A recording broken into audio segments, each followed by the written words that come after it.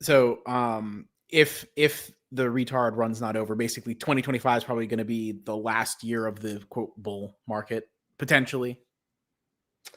Okay, so the problem is with this is if you look at the constituency of the the index, there could be an argument for much of the larger components being not unreasonably valued.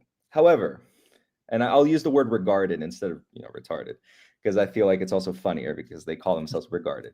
Yeah, they're Wall Street bets regards. Exactly, Yeah. exactly.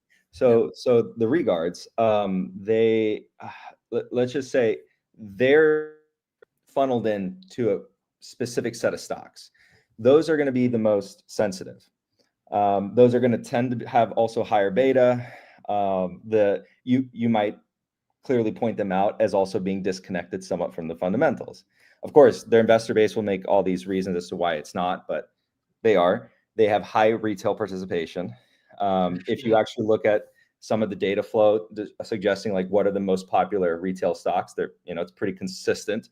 And then you look at, of course, on YouTube, there is a high correlation between popularity on YouTube and then the following list of popular retail stocks.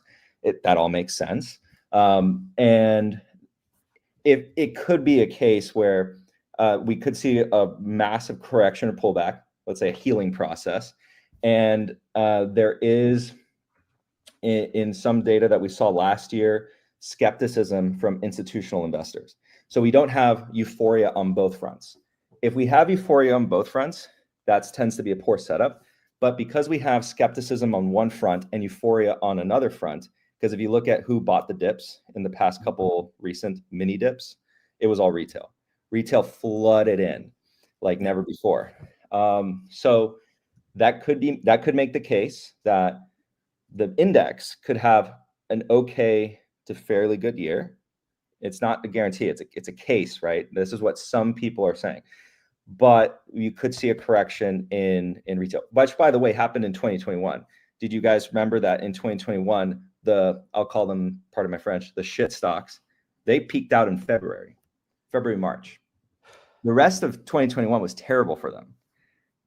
And it started with, of course, like the NFTs. The NFTs crashed. Then the shit stocks crashed, followed, crypto and all that.